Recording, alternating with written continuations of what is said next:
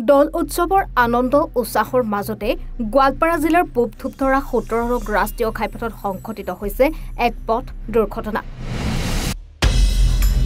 ধূপধৰাৰ গুলিয়ানপাৰাৰ 17 নং ৰাষ্ট্ৰীয় ঘাইপথত দুখন বাহনৰ মাজত মুখামুখি সংঘৰ্ষৰ ফলতে সংঘটিত হৈছে এই পথ দুৰ্ঘটনাটো।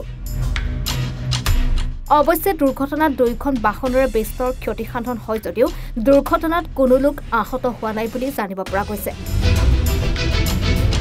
দুৰ্ঘটনাগ্ৰস্ত বাহন দুখনৰ নম্বৰ AS01 FB 3672 আৰু আনখনৰ নম্বৰ AS01 BY 061। প্ৰথমতে এখন গাড়ী হ'ল গুৱাহাটীৰ পৰা অহা গাড়ী আছিল, এখন গোৱালপাৰাৰ পৰা অহা গাড়ী মানে খুন্দা মাৰি মানে মানুহ একো নহ'ল। এইটো চিংগেল আছিল, মানুহজন চিংগেল, এইটোতো একে চাকা থাকা ওলাই গ'ল। আপোনাৰ এইখন চাকা ওলোৱাখন আহি আছিল আপোনাৰ গোৱালপাৰাৰ পৰা গুৱাহাটী গ'লো হয়, আৰু এইখন আৰু গুৱাহাটীৰ পৰা আহি আছিল। তাতে মুখামুখি মানুহ একো নহ'ল। হয়, মুখামুখি নাই, মানুহ একো হোৱা নাই। ধূপধৰাৰ পৰা ভাৰ্গৱ ৰাজবংশীৰ ৰিপৰ্ট, এডি ভাৰত 24।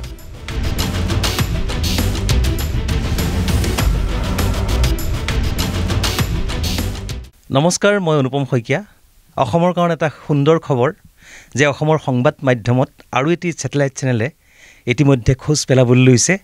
গতিকে সেই চেনেলটি হৈছে এডি ভাৰত 24। মোৰ অফুৰন্ত শুভেচ্ছা জ্ঞাপন কৰিছোঁ আৰু সকলোৱে এই চেনেলটি আঁকোৱালি ল'ব, মৰম দিব, তাকেই কামনা কৰিছোঁ। থেংক ইউ ছ' মাছ।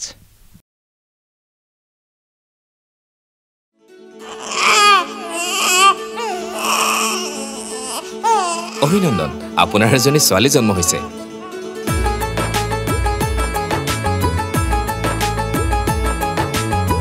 লাহি পাহি এজনী পৰি আহিলে ঘৰখন উজলি।